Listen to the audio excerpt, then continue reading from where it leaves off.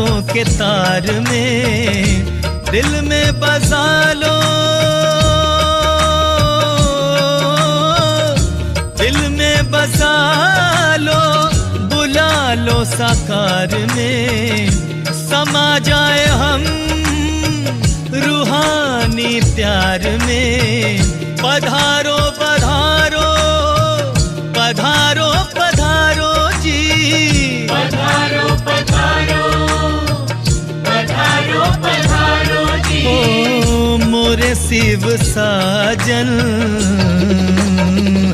गुले गुलजार में, गुले गुलजार में, गुले गुलजार में, गुले गुलजार में, गुले गुलजार में, गुले गुलजार में।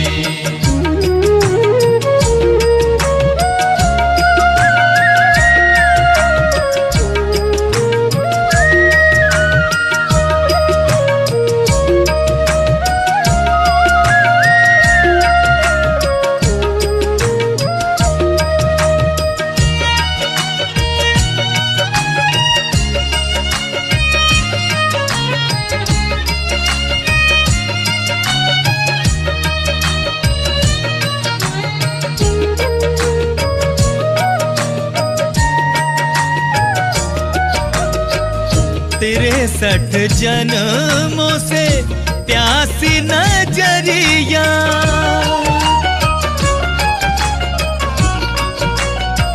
हाँ अब जाके पाया है शिव सावरिया।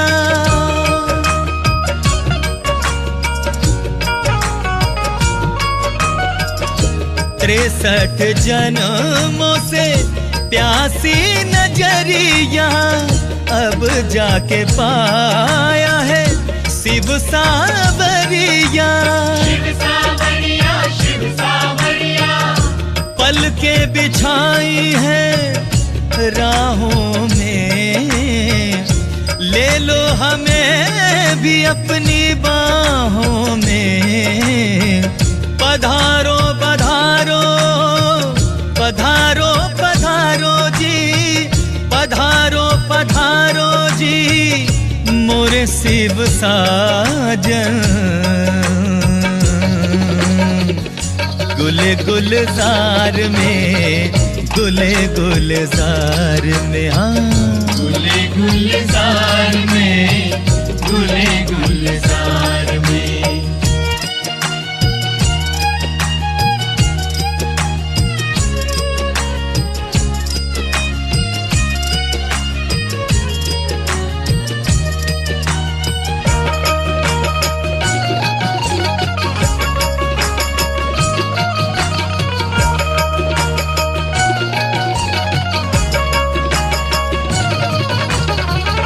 तड़पा गई हमें आपकी जुदाई,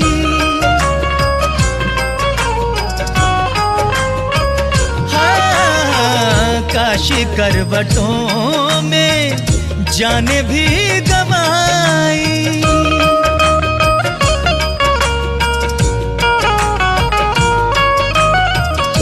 तड़पा गई हमें आपकी जुदाई, काशी करवटों में जाने भी गवाई। हो तुम्हें ढूंढते थे काम था न दूजा, फूलों से हमने पत्थरों को पूजा। सोमनाथ मेरे पधारो, अंबरनाथ मेरे पधारो, सब नाथों के नाथ पधारो जी। गुले गुलजार में, गुले गुलजार में, हाँ गुले गुलजार में, गुले गुलजार में। गुले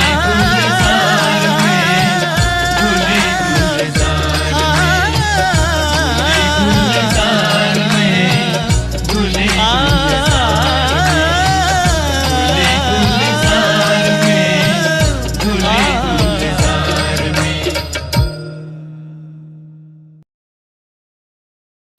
ఓం శాంతి.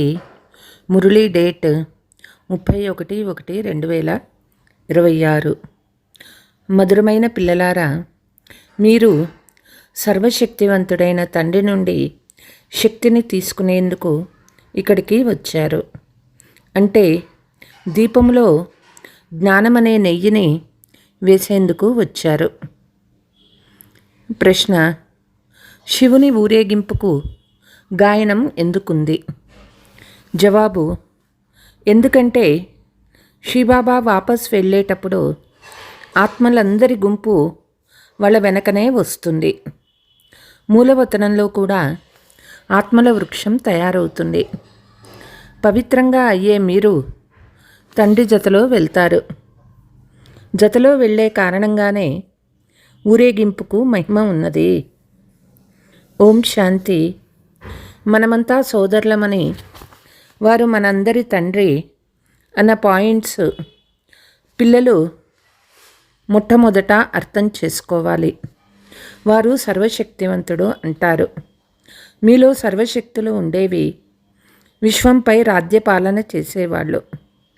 భారతదేశంలోనే దేవీ దేవత రాజ్యం ఉండేది. అంటే పిల్లలు మీ రాజ్యం ఉండేది. మీరు పవిత్ర దేవీ దేవతలుగా ఉండేవారు. మీ కులం లేక వంశం ఉండేది. రాజ్యంలోని వారంతా నిర్వికారులుగా ఉండేవారు. నిర్వికారులుగా ఎవరుండేవారు? ఆత్మలు. ఇప్పుడు మళ్ళీ నిర్వికారులుగా అవుతూ ఉన్నారు. సర్వశక్తివంతులైన తండ్రిని స్మృతి చేసి వారి నుండి శక్తి తీసుకుంటున్నారు. ఆత్మ 84 జన్మల పాత్రను అభినయిస్తుందని తండ్రి అర్థం చేయిస్తూ ఉన్నారు. ఆత్మలో ఉన్న సతో ప్రధాన శక్తి రోజురోజుకి తగ్గిపోతూ ఉంది. సతో ప్రధానము నుండి తమో ప్రధానంగా అవుతుంది. ఎలా అయితే బ్యాటరీలో శక్తి తగ్గిపోయినప్పుడు మోటార్ నిలబడిపోతుందో, బ్యాటరీ డిశ్చార్జ్ అయిపోతుందో, అలా తమో ప్రధానమైపోతుంది. ఆత్మారూపీ బ్యాటరీ పూర్తిగా డిశ్చార్జ్ అవ్వదు. ఎంతో కొంత శక్తి మిగులుతుంది. ఎవరైనా చనిపోయినప్పుడు దీపాన్ని వెలిగిస్తారు. అది ఆరిపోకుండా ఉండేందుకు అందులో నెయ్యి వేస్తూ ఉంటారు. బ్యాటరీ శక్తి తక్కువైపోతే మళ్ళీ ఛార్జ్ చేసేందుకు ఉంచుతారు. ఆత్మ సర్వశక్తివాన్ అయినప్పుడు పిల్లలు మీరు అర్థం చేసుకున్నారు. ఇప్పుడు తండ్రిలోని శక్తి మాలోకి రావాలని సర్వశక్తివంతుడైన తండ్రితో బుద్ధి యోగాన్ని జోడిస్తారు. ఎందుకంటే శక్తి తక్కువైపోయింది. అయినా కొంత శక్తి తప్పకుండా ఉంటుంది. పూర్తిగా ఖాళీ అయితే అవ్వదు. ఈ శరీరం అసలు ఉండదు. ఆత్మ తండ్రిని స్మృతి చేస్తూ చేస్తూ సంపూర్ణ పవిత్రంగా అవుతుంది. సత్యయుగంలో మీ బ్యాటరీ ఫుల్ ఛార్జ్ అవుతుంది. మళ్ళీ కొద్ది కొద్దిగా తక్కువ అవుతూ వస్తుంది.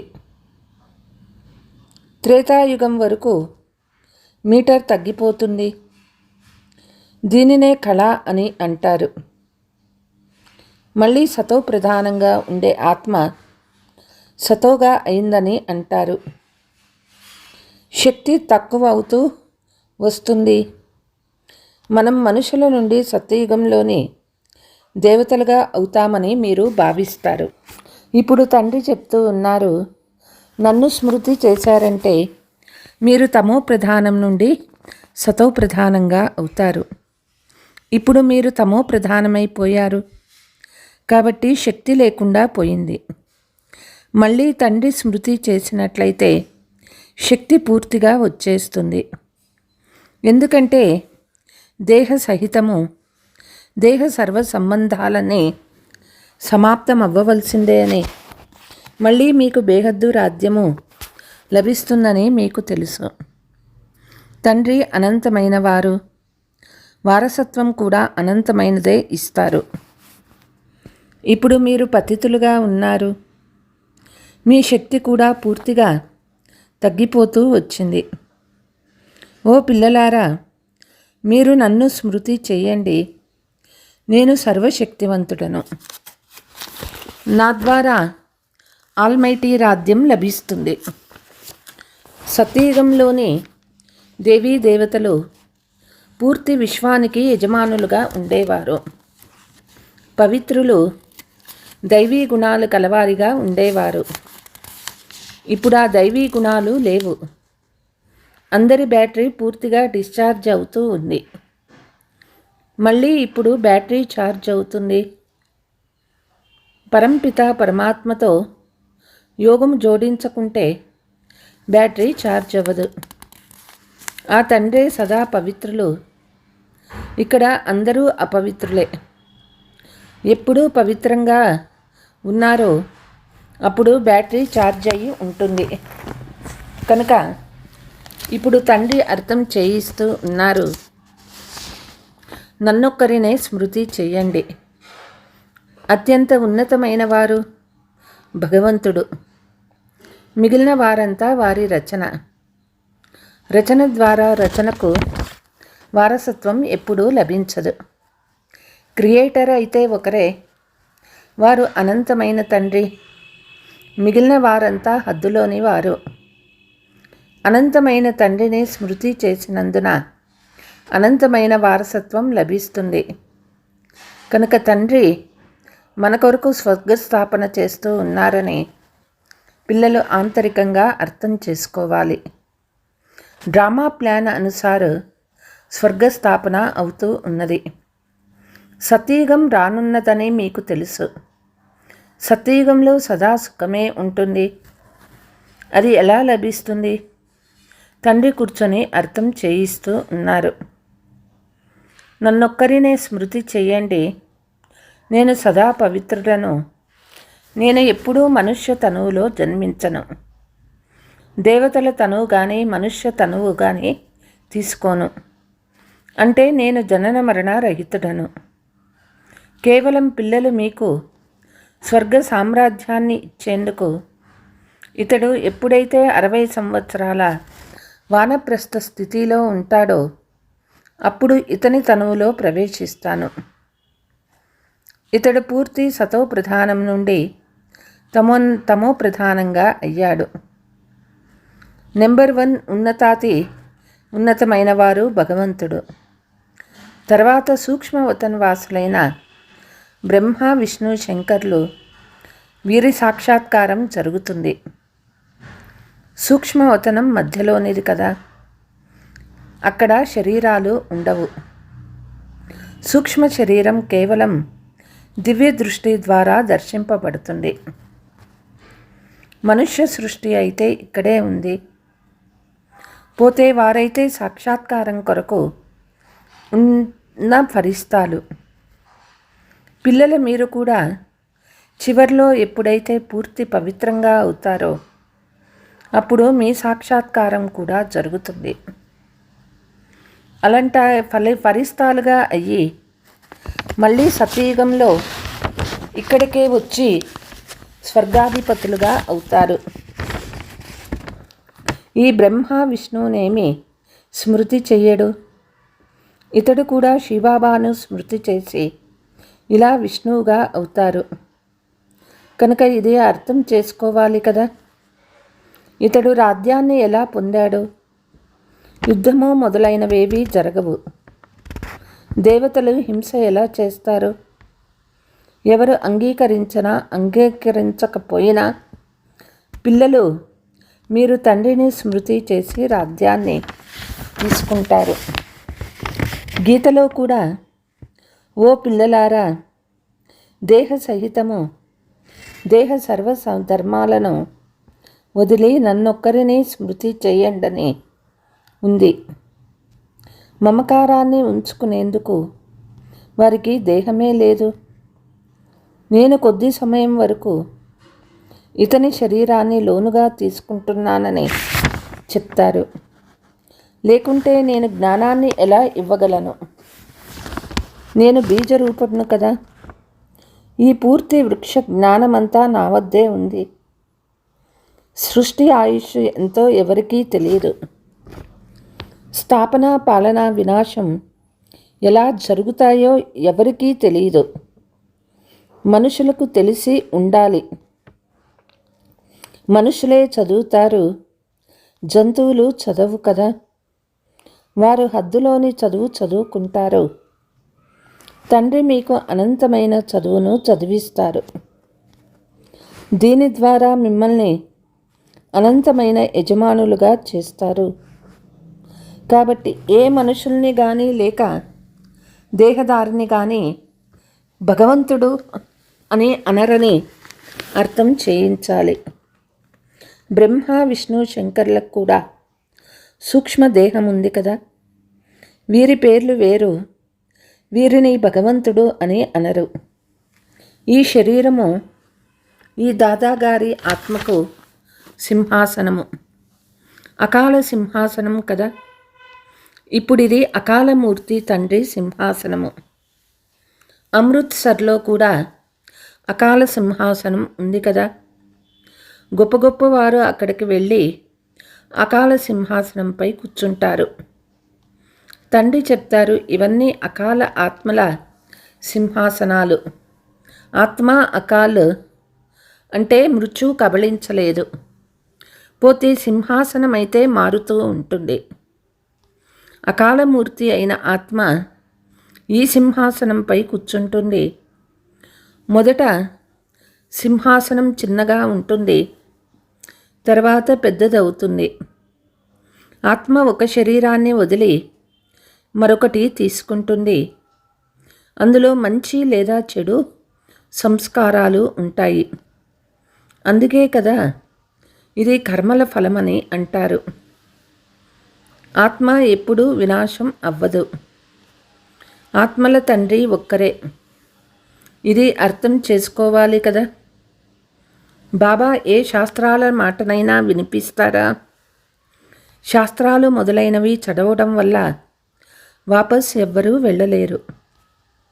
చివరిలో అందరూ వెళ్తారు.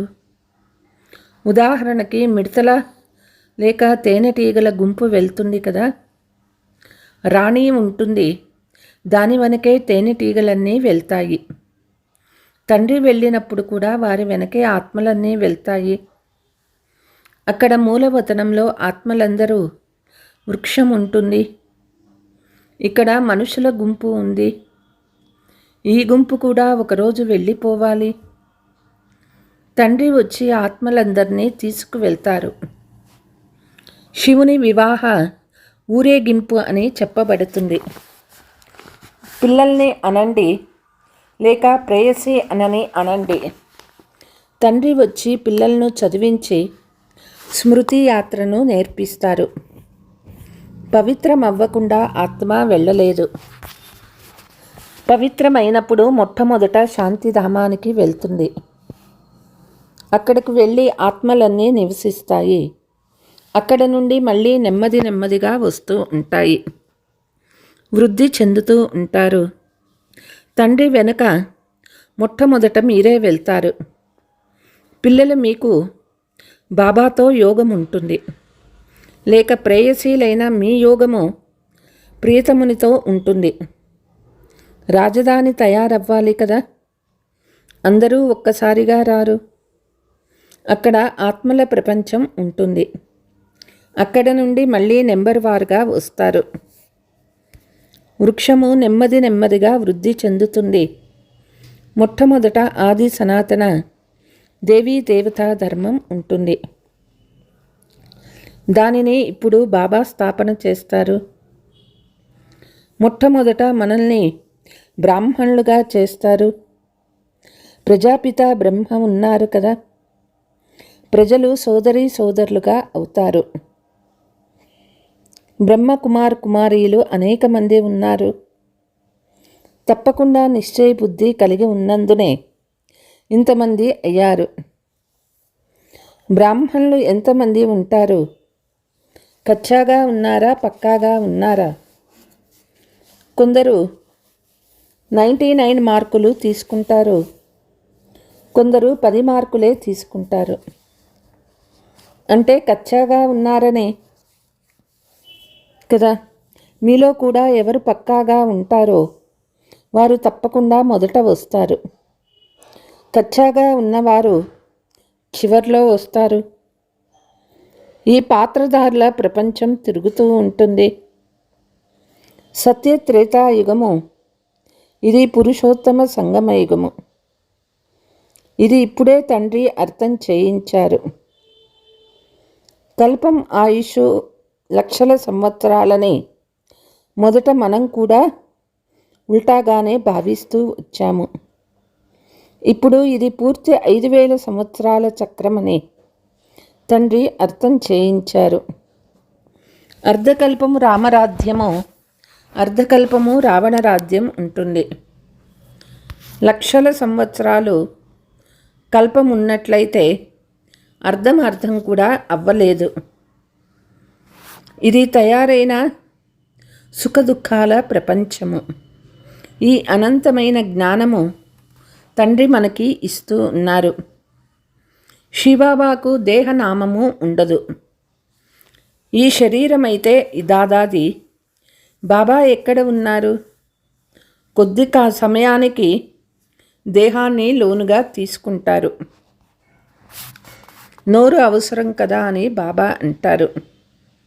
అందుకే అక్కడ గోముఖాన్ని తయారు చేశారు. కొండలపై నుండి అక్కడక్కడ నీరు వస్తుంది. ఇక్కడ గోముఖాన్ని తయారు చేశారు. దాని ద్వారా నీరు వస్తుంది. అది గంగా జలము అని అంటారు. అసలు గంగ ఎక్కడ నుండి వస్తుంది? ఇదంతా అసత్యము. అసత్య శరీరము, అసత్య మాయ, పూర్తి అసత్య ప్రపంచము అని అంటారు. భారతదేశం ఎప్పుడు స్వర్గంగా ఉండేదో అప్పుడు సత్యఖండమని అనబడేది. మళ్ళీ భారతదేశం పాతదైపోయినప్పుడు అసత్యఖండమని అంటారు. అసత్యఖండంలో ఎప్పుడు అందరూ పతితులుగా అయిపోతారో అప్పుడు బాబా మనల్ని పావనంగా తయారు చేసి ఈ పాత ప్రపంచం నుండి తీసుకువెళ్ళడం అని పిలుస్తారు. తండ్రి చెప్తారు, నా పిల్లలందరూ కామచితిపై కూర్చొని నల్లగా అయిపోయారు. తండ్రి కూర్చొని పిల్లలకు చెప్తూ ఉన్నారు, మీరు స్వర్గాధిపతులుగా ఉండేవారు కదా, స్మృతి వచ్చింది కదా. పిల్లలకు తెలియచేస్తారు.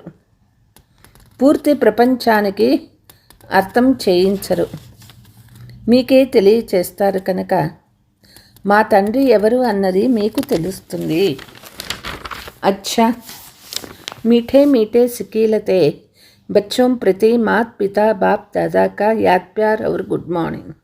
रूहानी बाप की रूहानी बच्चों का नमस्ते. हम रूहानी बच्चों की रूहानी मात पिता बाप दादा को याद प्यार गुड मॉर्निंग नमस्ते नमस्ते. ధారణ మనసా వాచా కర్మణ పవిత్రంగా అయ్యి ఆత్మారూపీ బ్యాటరీని ఛార్జ్ చేసుకోవాలి. పక్కా బ్రాహ్మణులుగా అవ్వాలి. మన్మతాన్ని, మనుష్య మతాన్ని వదిలి ఒక్క తండ్రి శ్రీమతాన్ని అనుసరించి స్వయాన్ని శ్రేష్టంగా తయారు చేసుకోవాలి. సతో ప్రధానంగా అయ్యి తండ్రి జతలో ఎగిరిపోవాలి. వరదానము సత్యతా శక్తి ద్వారా ప్రకృతి లేక విశ్వాన్ని సతో ప్రధానంగా చేస్తే మాస్టర్ విధి విధాత భవ.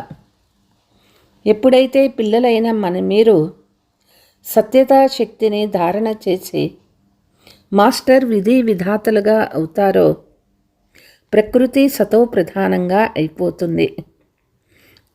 సత్యయుగం యుగం సత్యయుగంగా అవుతుంది.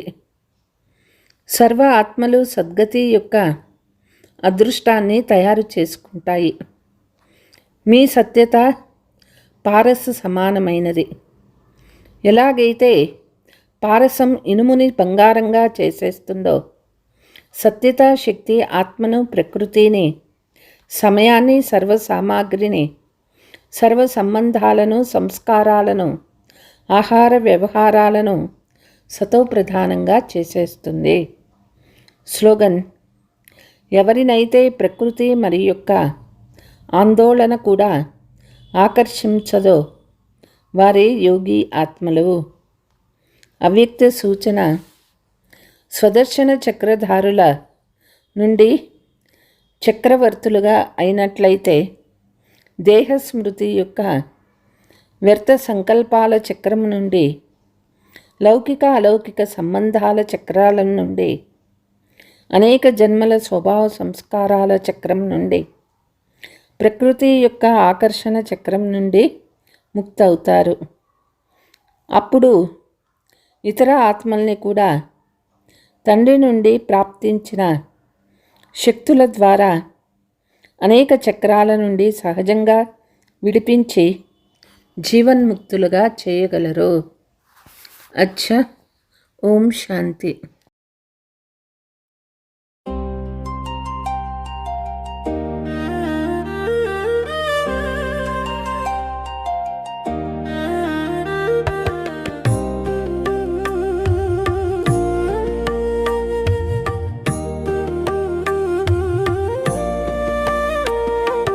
పద పదవే ఆత్మ నీ నిజ గృహానికి, కాలచక్రపు తీరం దాటి ఆ కాంతి లోకానికి, ఎర్రని నిశ్శబ్దపు ఆ బ్రహ్మ మహాతత్వానికి, పద పదవే ఆత్మా నీ మూలవతనానికి.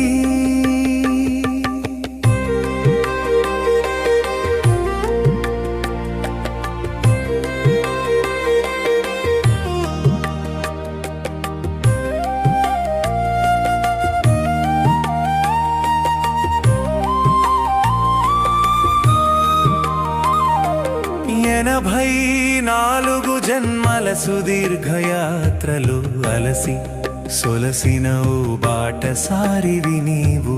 పాత ప్రపంచపు నాటకం ముగిసే వేళలో నిన్ను ఇంటికి చేర్చగవచ్చెను పరమపిత శివుడు. జ్ఞానమనే దండాన్ని, యోగమనే పదరక్షలను ధరించి ఈ స్మృతి యాత్రకు సిద్ధమవుమా మనసా. పద పదవే ఆత్మా నీ నిజ గృహానికి, కాలచక్రపు తీరం దాటి ఆ కాంతి లోకానికి, ఎర్రని నిశ్శబ్దపు ఆ బ్రహ్మ మహాతత్వానికి, పద పదవే ఆత్మా నీ మూలవతనానికి.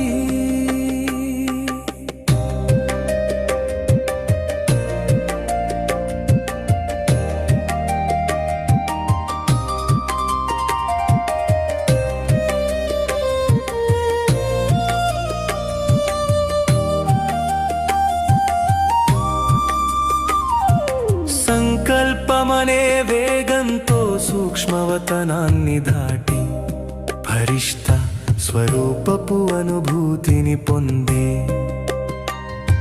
శబ్దానికి దృశ్యానికి అవల ఉన్న ఆ ప్రపంచంలో నీ సహజ స్వరూపమైన బిందువుగా మారి, అక్కడ నీ సోదర ఆత్మల మధ్యన మెరుస్తూ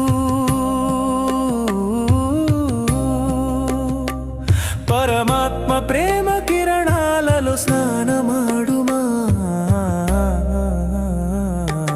పద పదవే ఆత్మా నీ నిజ గృహానికి, కాలచక్రపు తీరం దాటి ఆ కాంతి లోకానికి, ఎర్రని నిశ్శబ్దపు ఆ బ్రహ్మ మహాతత్వానికి, పద పదవే ఆత్మా నీ మూలవతనానికి.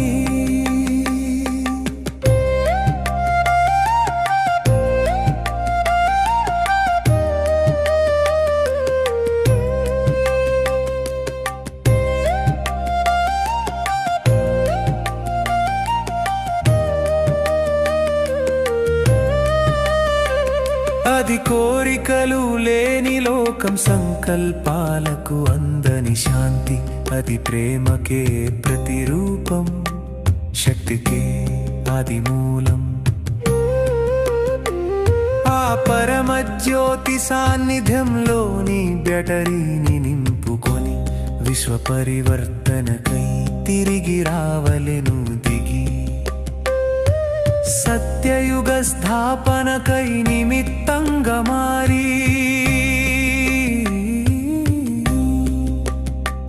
నీ దివ్య జన్మను సఫలం చేసుకో ఆత్మో. పద పదవే ఆత్మ నీ నిజ గృహానికి, కాలచక్రపు తీరం దాటి ఆ కాంతిలోకానికి, ఎర్రని నిశ్శబ్దపు ఆ బ్రహ్మ మహతత్వానికి, పద పదవే ఆత్మాని మూలవతనానికి.